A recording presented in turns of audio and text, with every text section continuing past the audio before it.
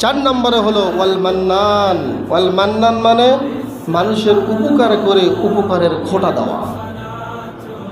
আপনি একজনের উপকার করেছেন, করে এই উপকারটার কথা হয়তোবা কোনো এক সময়ে তাকে খোঁচা দিচ্ছেন, তাকে খোটা দিলেন যে ওই সময়ে তোর এই উপকার করেছিলাম, ভুলে গেলি আমার কথা।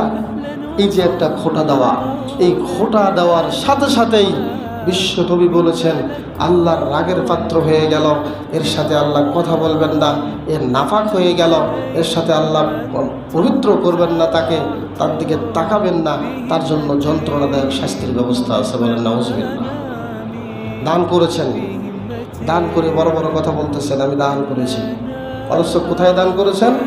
মসজিদে করেছেন, মাদ্রাসায় করেছেন, গোরস্থানে করেছেন, ঈদগাহে করেছেন, অসহায় ব্যক্তিকে করেছেন। খবরদার, অন্তরটার মধ্যে যেন কোন রকমের রিয়া বা লৌকিকতা না আসে।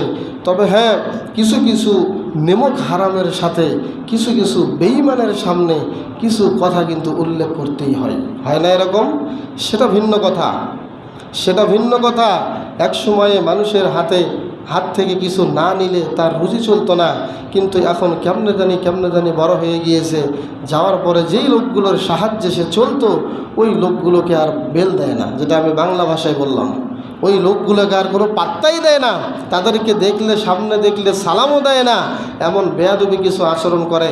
তখন কিন্তু এই ব্যক্তিকে শিক্ষা দেওয়ার জন্য বলতে হয়, হাই রে, একসময় ভিক্ষা করে খাইতে দিতাম তো খাইতে, এখন তো ভিক্ষা করতে হয় না, কিছু টাকা কামাই করছিস, কিভাবে কেমনে কি করলি, বড়লোক হয়ে গিয়েছিস, এখন আর রাস্তায় দেখা হলে কথাটাও বলিস না। এরকম কথা আসে, সেটা পরিস্থিতির ভিত্তিতে, কিন্তু কোনোই প্রয়োজন নাই খোটা দেওয়ার। ওই সময় যদি আপনি খোটা দিয়ে ফেলেন, তাহলে আল্লাহর নবী বলেছেন সাবধান বাণী, এই ব্যক্তির সাথে আল্লাহ কিয়ামতে কথা বলবেন না।